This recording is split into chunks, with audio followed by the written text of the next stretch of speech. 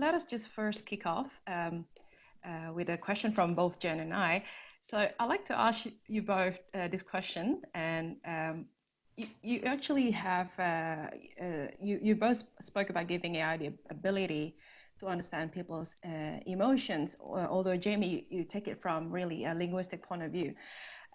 In terms of your own research and development R&D, how do you think things have changed since COVID-19? Is there any new thing you'd like to pivot more into, or how would you maybe reposition your research? Is there any new thing perhaps? Well, for me, I think of this less as what it's teaching me about emotions. It's more teaching me, and also the scientific community, what is it like when a large swath of civilization has been forced to change their social behaviors tremendously. And that, of course, it bubbles out to emotion, but and also thinking and diet and finances, etc. So in an interesting way, we're capturing a worldwide general cultural shifts that are occurring. So it's more, what is it telling us about people in this environment as opposed to emotion per se? Yeah, and for us, I would say I'm actually excited about the amount of innovation that's coming out of, I do think this pandemic has accelerated the potential for use of technology like emotion AI. I think there's a realization that we're all so grateful that these video conferencing and live streaming platforms exist because they connect us. But I also think people are realizing like, oh my goodness, these are so crude, you know? So I think we're gonna see a lot more innovation in terms of designing what a shared experience looks like when we're all kind of doing this online. So yeah, I think we'll see a lot of innovation come out of this. Actually, Rana, what you're saying reminds me, I'm part of a company that looks at words and receptivity. And we've done an analysis of a large North American company where we've analyzed their internal emails since before COVID, and just tracking how people are communicating once they were all sent home. So we looked from January 1st till the end of July. And what you see is these fascinating shifts. First of all, as a function of where you are in the company and the degree to which you are expressing emotion in your emails, the degree to which you are psychologically connected with others, but also connected with the company. And it's that same idea of tracking emotional, cognitive, and other changes just through email. Yeah, that is like so fascinating. And again, I wonder if you know, at some point, wouldn't it be fascinating to also map out these video conference, because presumably this company has tons of these Zoom meetings, right? Right. And yes. I think it would be so interesting. When COVID first hit, I remember realizing, you know, as the CEO, that I often show up on Zoom and I've got this positive energy and you can't tell like what's happening behind the scenes. And so very early on, I was very vulnerable and decided to almost give permission to everyone to really share how they're feeling. And I will never forget this. One of our first kind of hands-on meetings after COVID hit, we just went around the table, all 100 of us, and people just shared how they're really feeling. And it was really powerful. So, and I think it would be really interesting to quantify these moments and then be able to tie them to things like level of empathy and level of loyalty and motivation. So exactly. Yeah, lots to do. So we have some questions that actually play into the whole teleconferencing aspect, and I guess this, because you each are experts in, let's say, different modes. Can you say a little bit more about teleconferencing? And I want to actually say two things. There's a lot of questions. I'm going to try and summarize them. So what would make people want to be understood better in teleconferencing? And what do you think their fears are in terms of emotion being complex and the fear of being misrepresented? And then in that translation from email analysis to conversational analysis and intentional expression, especially Jamie, for you, have you ever done video teleconference transcription analysis, and is that any different from the expression in emails? And I have not. How would facial expression play into that would be the double question. Okay, good. I do know that people use language somewhat differently when they're talking in face-to-face conversation than they do in email. And I would assume that would be true with teleconferencing. And the real comparison would be face-to-face versus teleconferencing. I suspect they're going to be pretty similar in terms of actually both facial expression and language, but I defer to Rana about that. In terms of email versus speaking, the big difference is with email or any kind of written communication, it's much slower. And so you are more descriptive, you use more adjectives, you're conveying information somewhat differently. I've been making videos and, mastering Camtasia, masters of strong, but I've been horrified at how I speak and all of the junk I put in because I'm trying to figure out what I'm going to say next. So you have these phrases. Well, I personally think blah, blah, blah, while you're thinking what's going on. In other words, but if in my email, I would never use, I'm wondering if I da, da, da, da, because I'm able to stop and think what I want to say without having to fill the air the entire time. Yeah, and I think with facial expressions or like just like kind of nonverbals, we do know that it's different if you're in a Zoom call with like two other people, right? And we can all see each other and we're all engaged. Once you hit like the 10 people, like 15 people on a call, I think that really changes the dynamics. There was a viral video that was circulating around the internet of the CNET reporter who decided to automate himself on Zoom calls. Like he literally, like he would put like a video of him like nodding his head every like 5 seconds.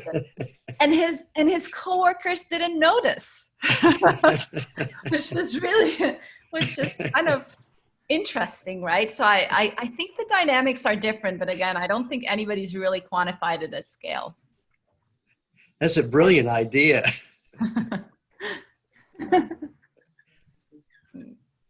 We have so much questions by the attendees. So let me just go to one of them. So Jamie, you started by saying that self-report. So I'm just rephrasing the audience question here, not self-assessment. I think self-report is a ridiculous ground truth. So what is the alternative? Especially if you want to scale up our studies with more participants, more samples. There's the problem. Yes, self-reports are a completely stupid ground truth, but everything's a stupid ground truth because they're all part of the emotional experience.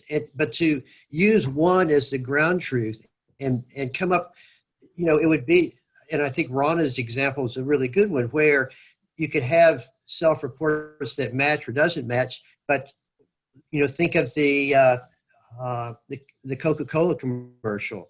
Really, what Coca-Cola wants is, after you watch that, do you go out and buy a Coke? That should be the ground truth for Coca-Cola, but that's just not realistic. But the facial expressions are, I think, much more immediate and real than if the end could, on a 7-point scale, how happy are you? I also think with self-report, it doesn't capture the moment by moment, right? Like if you have an experience and at the end of it, you need to report on a scale from 1 to 10, how do you feel about this experience? It doesn't underscore that, it's an emotional journey. You might have different emotional experiences throughout that, one experience. And I also think it was funny, Jamie, when you were presenting, we weren't seeing a lot of questions. That's probably because people were engaged in what you were saying and they didn't really they were into what you were saying. And I think that's another problem with self-report. You can't often, if you are really engaged in an experience, you're not going to create cycles to self-report every few seconds. That's going to distract from the actual experience. So, but they are complementary, and that's the approach we take in our research and work as well. So I have another question for you, Rhonda. This has to do with your research, but it's just kind of based on Jamie's results, where it's not really the anger words, but rather the function words. I noticed you talk with a lot of hand expressions. When I looked at your videos, there was mouth open for being asleep, and it's recognized as Ekman's surprise. And even Ekman talks about the greeting eyebrow as being a confound to the basic emotions. Have you looked for a vocabulary of facial and hand affective emblems to go along with the interpretation? Ooh, I don't think. So one of my former students, Marwa Mahmoud, she's at Cambridge. She really looked at hand over face gestures for her PhD. And it was funny. She initially started looking at these gestures because they were annoying, right? They got in the way of face tracking. So we were trying to kind of detect them, to like ignore them because we wanted to track the face. But as we looked through videos, we were like, hang on a second, these are very meaningful. So if you do this, like you're tired, right? Or exactly, kids, right? Exactly right. Yeah, that's how my kid looks on Zoom at school right now, sadly. But yeah, exactly. So they're very meaningful, and so she really dove into that. But I don't think there's a recognized kind of vocabulary. The way there's the facial action coding system that Paul Ekman and his team, published in the 70s. I haven't seen that. I'm curious if have you come across? No, I was just inspired by your videos and thinking about my kids in online learning, and I've seen this a lot. So I'm wondering if this is just this is something. I don't know what it is, but it's an indicator. Anyway, it's better than you're kind of playing video games. Yeah, right. I bet you. Yeah, I bet you that's very informative. I know Gregory Aboud asked about online learning, and I think there's so much that this technology can help with online learning. I really think so. And that's what I think COVID has done more for than anyone has ever imagined, to make online learning a much more realistic and accessible system. So just piggyback on that question, I wonder if your studies have largely been done on adults. So if, let's say, we're looking at online learning system for primary school kids, and it's actually tracking their facial expressions, their language, are they actually different in terms of how they engage, the emotional engagement and all those things? Over to you, Rhonda. We haven't done as much research on kids as we have with adults, but we do know that we are able to track, we train and test on younger populations. So we know that the technology works in terms of tracking and identifying these expressions. In my ideal world, we would develop a benchmark for these younger age groups, just to know what is typical expressiveness, what's intense expressiveness, and we don't have enough data to do that. In my group, we've done a lot with online learning, primarily in a large introductory psychology class that I developed with one of my colleagues, Sam Gosling, where we developed this about 8 years ago, and with the idea of broadcasting out, making it a live synchronous online class, but it's just with college students. But we've been able to analyze the hell out of it because we have them write every day. We have all of these metrics. We're analyzing how people click online and looking at questions and answers. But one of our primary outcomes is engagement, which is what, Rhonda, what you were talking about as well, is engagement. And one of the best markers of engagement for words is the more words you write, the more engaged you are. And how can you do this?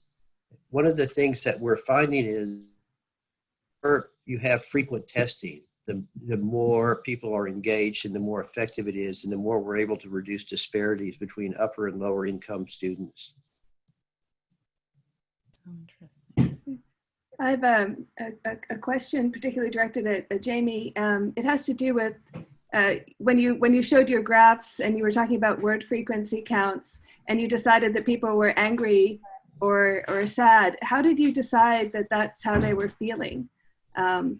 So this was use of anger words or sadness words. So, and it's, we're dealing with hundreds of thousands of people, but the overall mean rate of, let's say, anger words, hate, angry, mad, furious, pissed off, words such as that those words dropped after people became sequestered during COVID. So here I'm certainly critical, certainly critical of using this as a benchmark, but it is certainly a hint that people probably are less angry. And it's interesting, after all of this started, the number of calls for domestic violence, people searching online for suicide hotlines and so forth, all dropped after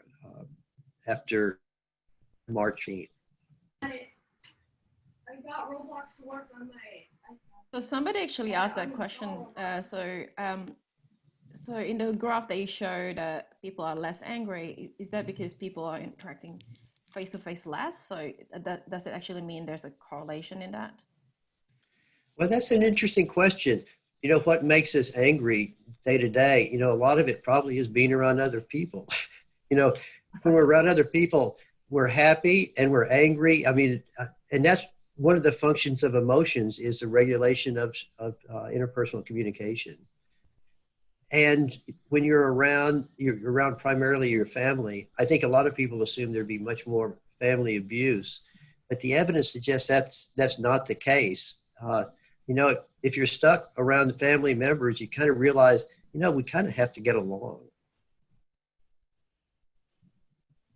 I do worry about mental health though, and because I feel like with the social isolation, it's easier to hide, I guess. And so I do worry about that. And again, I wish there was a way where when people show up online, be it on Zoom or on Slack or email, if there were a way to flag if people weren't doing well.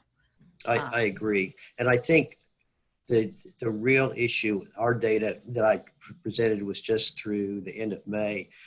I think during the summer, we've seen signs that things are getting much less chipper and optimistic. Yeah, as this drags along, yeah. I have one question that's sort of a sum up of questions. It has to do with scaling. I know that Affectiva looks at data at scale, and I know, Jamie, the Reddit data you have is data at scale, and that your results are strong at scale. And how well does, and this has to do a little bit with the bias and complexity questions, how well does data decisions at scale translate to understanding of individuals and a smaller data from an individual? Can either of you comment on that? I'm so glad you asked that question, because we often fail to appreciate that the big data approach, which by the way I love, says nothing about the individual. And in terms of the variance accounted for, it's often really pathetic how little variance we actually account for. And so these gorgeous, gigantic effects, what they essentially mean is, for you, the probability that you feel less angry might be 1%. I don't know. I'd have to go back and look, but it might be 1-2% than what it would normally be. So many of the effects that I look at, the effect size is a D of point. If I get a D of 0.08 at scale, that's a huge effect. But if I were studying this with 20 people, I wouldn't see it. And I think that's true for us as well. Although I think this was a question, we do kind of acknowledge that even if facial expressions are universal, there are cultural norms and display rules that depict when people kind of decide to share an emotion, amplify an expression, dampen it. And we've seen that especially in collectivist versus individualistic cultures, because we're deployed in 90 countries around the world, and we have like amassed like 5 billion facial frames that we've only analyzed a small portion of, but we're already seeing these kind of cross-cultural differences, and we do consider that in our analyses. Ultimately, though, you know, I think the data's there. Like, consider how many times you speak to your Amazon Alexa or your Siri. Well, over the course of many days and months, that could be enough data to build a baseline for you and a personalized model for you. So I think we'll eventually get there. We're seeing that in driving profiles. Like, some drivers consistently are tired in the morning and more animated and engaged and attentive in the afternoon. Some others are, you know, grumpy during the week and happier driving in the weekends. Like, and we can, you know, with enough data, you can build these personalized profiles, longitudinal profiles. So I think that can be really powerful data, but we're not there yet. One other issue is so much of this also depends on the context of what we're looking at. So I'm sure your data for driving in cars is much dirtier than it is of people sitting in a controlled environment at home watching a video. And I have the same issue. If I give you a survey, I will get much more clean effects than if I'm relying on Reddit. Real world is dirty, dirty, dirty. Totally.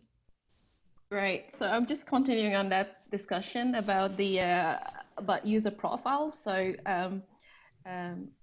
you know, this is a question from Vivian Modi. So in text analysis, there are some, of course, challenges to address with regards to certain words, such as irony words, as sarcasm. And in practice, you could potentially combine with different signals. So this is also to do with the multimodality between the two, but also I like to bring in some of the things that Jamie has actually alluded to. Some of the stuff that we do in this community is actually looking at physiological signals, for example, from wearables.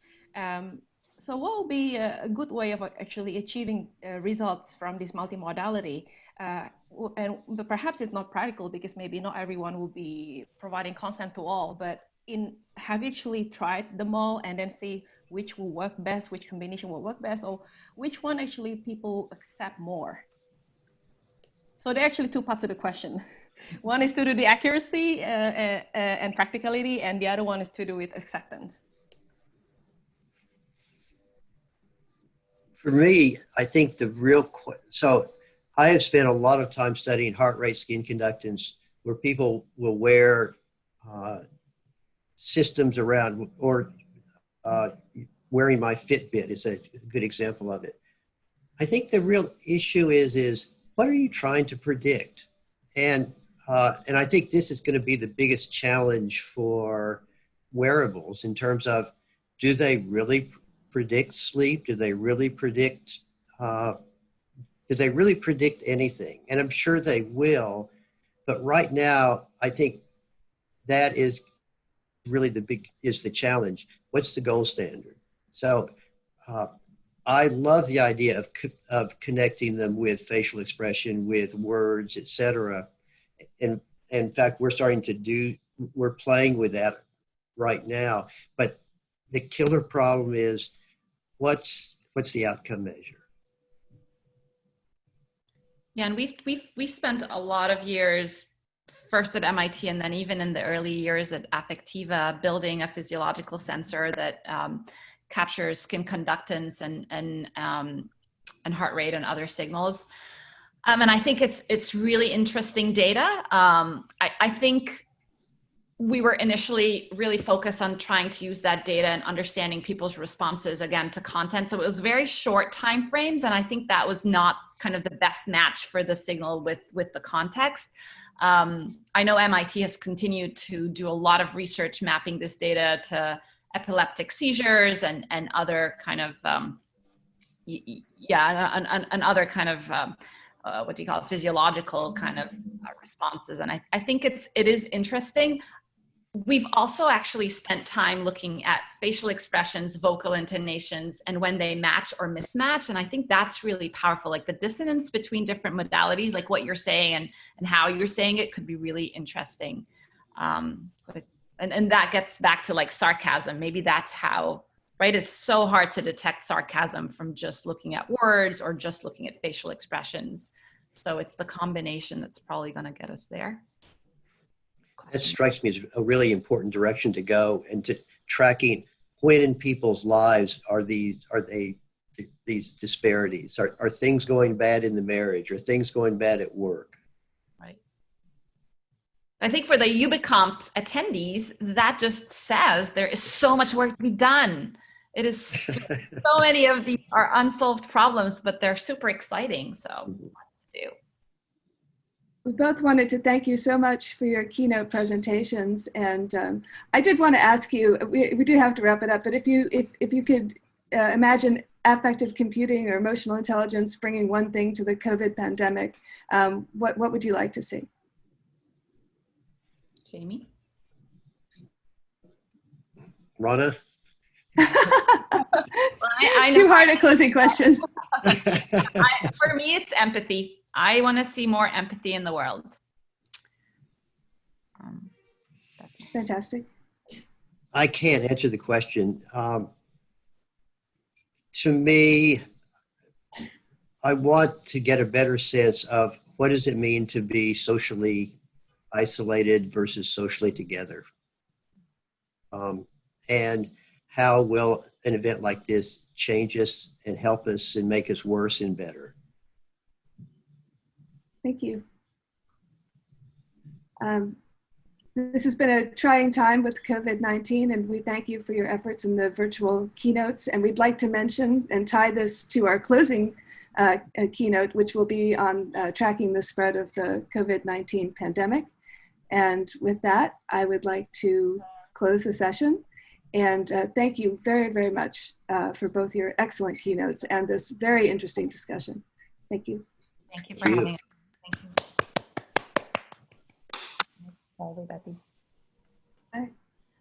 Thank you so much. This discussion was super engaging. So we are moving now to introduce you all Gather Town. And I would like to welcome to the stage to our virtual chairs and our poster chairs,